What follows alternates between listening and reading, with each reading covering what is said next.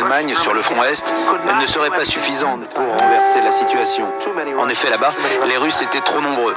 Mais à l'Ouest, les divisions allemandes étaient plus nombreuses que les divisions alliées, même en décembre 1944.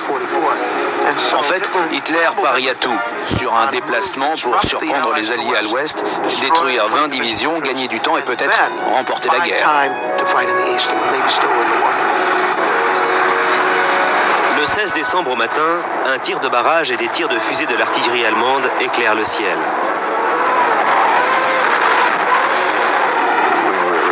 En général, on restait ventre à terre dans des espèces de fossés.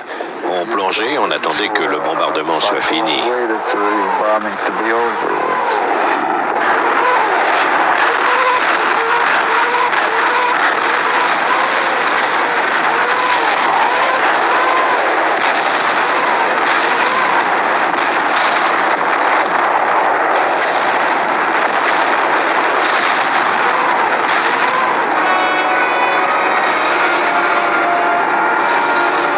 Pendant plusieurs jours, l'épais brouillard permet aux Allemands de circuler sur les routes sans se faire remarquer. Les unités de Panzer font une percée. Au centre, les Allemands creusent un couloir de 19 km à l'approche de Bastogne. Ils ont reçu l'ordre d'encercler puis de contourner la ville pour se diriger vers la Meuse, qui constitue leur premier objectif.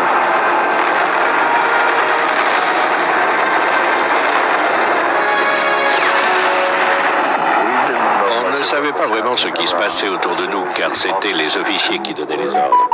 On savait seulement qu'on était dans une phase difficile.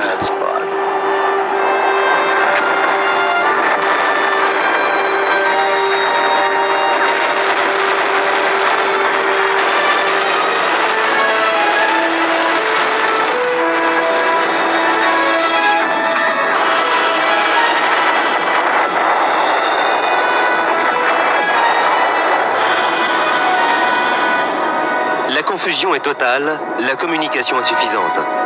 Les troupes américaines découvrent que les Allemands sont à la fois devant et derrière eux. Les Panzers, masqués par le brouillard et la pluie, se glissent dans les colonnes blindées américaines et les font sortir des routes.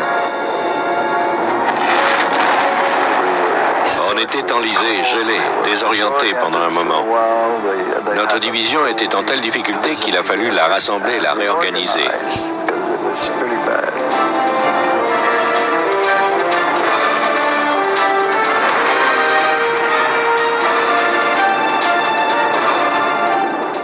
Soldats inexpérimentés appartenant à la 106e division américaine sont encerclés par les Allemands. Les officiers américains ne voient pas d'issue. Plus de 7000 soldats de la 106e rendent leurs armes et abandonnent. Après Bata Han, c'est la plus importante reddition de l'histoire militaire.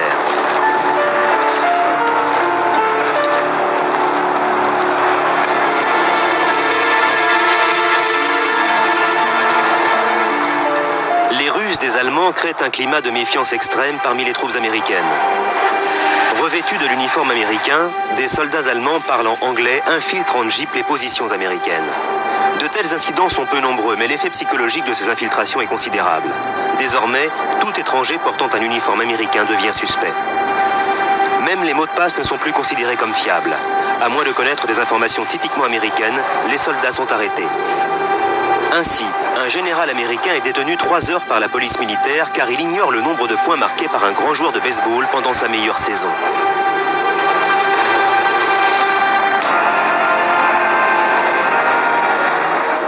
« 15 000 soldats américains sont aéroportés d'urgence pour défendre les positions autour de Bastogne. À leur tête, le général Anthony McAuliffe, commandant intérimaire de la 101e division aérienne. Bastogne est totalement encerclée par les troupes allemandes.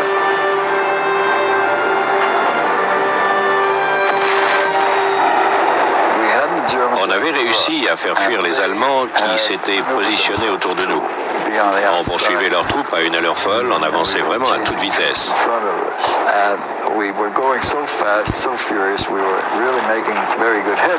Mais soudain, on a été piégés. Les Allemands nous encerclaient de toutes parts.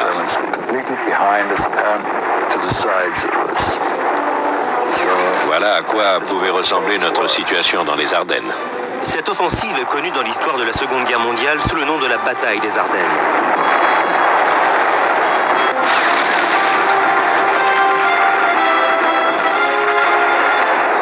À Ailleurs, en raison des problèmes de communication, certains Américains mènent des actions isolées. C'était une attaque en force. On avait donc besoin de toutes les personnes disponibles. Des médecins jusqu'aux cuisiniers. Tout le monde tenait une arme. C'était loin d'être facile, mais on était présents et on essayait de tenir bon jusqu'à ce que les régiments de Patton nous rejoignent. Peu à peu, de petites unités éparpillées réussissent à ralentir les Allemands, en particulier autour de Saint-Vith. La victoire escomptée par Hitler est remise en question. La 5e armée de Panzer a remporté des victoires dans la zone sud de la partie envahie. Mais les conséquences n'ont pas été à la hauteur des espérances allemandes. Ils voulaient atteindre la Meuse en l'espace de 2 jours. En fait, ils n'y sont pas arrivés. Les soldats de l'armée américaine doivent se tenir prêts en permanence. Quand les ordres sont donnés, ils sont censés tout boucler, se préparer et partir discrètement. Je me souviens qu'on avait dû se préparer très vite à partir. Les commandants ne nous disaient jamais où on allait, c'était toujours la surprise. Pour les services de renseignement américains, il devient évident qu'Hitler va tout risquer dans une dernière attaque désespérée.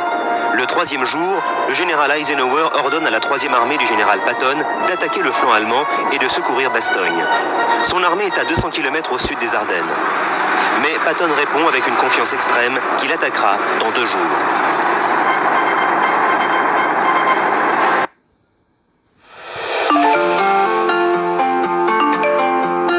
Le 20 décembre, c'est le 5e jour de la bataille des Ardennes.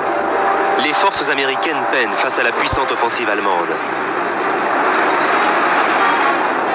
Le général Patton et sa 3e armée prennent la direction de Bastogne pour contre-attaquer. La couche de verglas permet aux routes de mieux supporter cette lourde armée. Jour et nuit, l'armée de Patton conduit un convoi interminable. À cause de la vitesse, le 21 décembre, la neige tombe sur les Ardennes.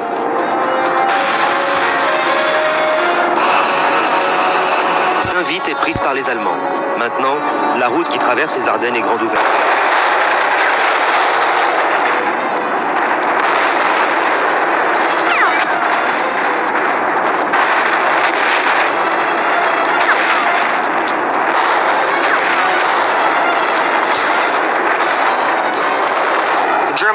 L'attaque allemande n'aurait probablement pas réussi sans l'effet de surprise. Les défenses américaines étaient très faibles. En effet, les Américains les Panzer la nuit pour les approcher des lignes.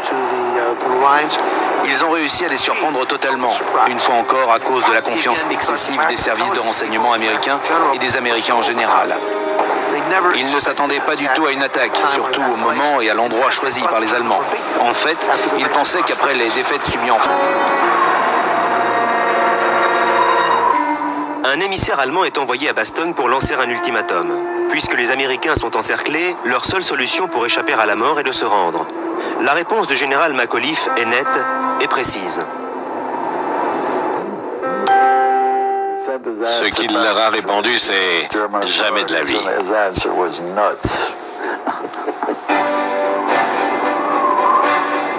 La bravade lancée par McAuliffe s'explique par le fait qu'il compte sur la 3e armée. La façon dont le général Patton va gérer son temps est décisive. Si les Allemands atteignent Bastogne, ils seront facilement pris en défaut. L'armée américaine concentrée, mais peu nombreuse, scrute et attend avec inquiétude des renforts. Le froid extrême qui règne ne facilite la situation dans aucun des 2 camps.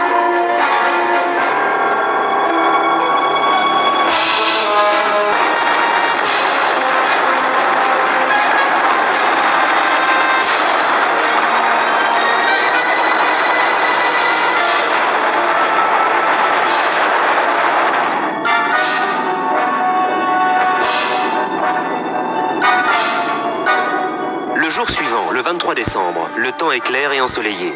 Un ciel idéal pour voler. Les Américains de Bastogne se réjouissent de l'arrivée des avions alliés qui bombardent et mitraillent l'ennemi.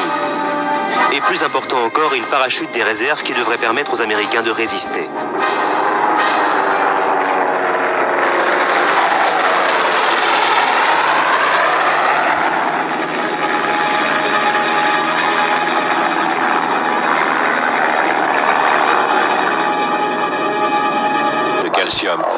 En plus, il faisait un temps de vacances.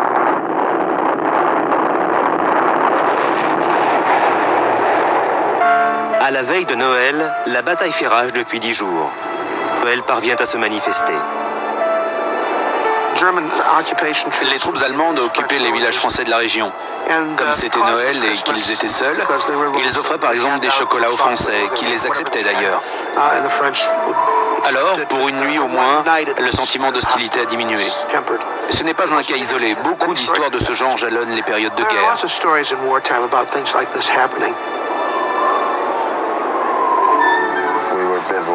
On était installés dans un bivouac, on occupait une petite ferme abandonnée. Puis quelqu'un s'est exclamé « Si seulement je pouvais manger une glace !» Je me suis alors demandé comment je pouvais en faire. J'ai rempli un casque de neige et je l'ai ramené. J'ai mélangé avec du lait concentré, du sirop au chocolat, de la vanille et du sucre, et le tour était joué. Le jour de Noël, les Américains situés à Bastogne apprennent que la 2e division Panzer de l'Ouest a été arrêtée tout près de la Meuse. Ils supposent que la puissante division de chars va se diriger vers eux en force.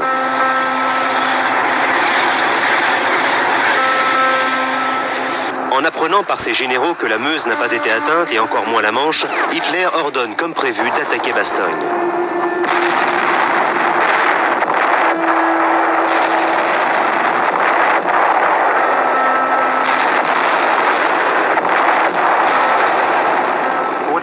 Il faut savoir que quand les Allemands sont arrivés à Bastogne, ils l'ont en fait contourné.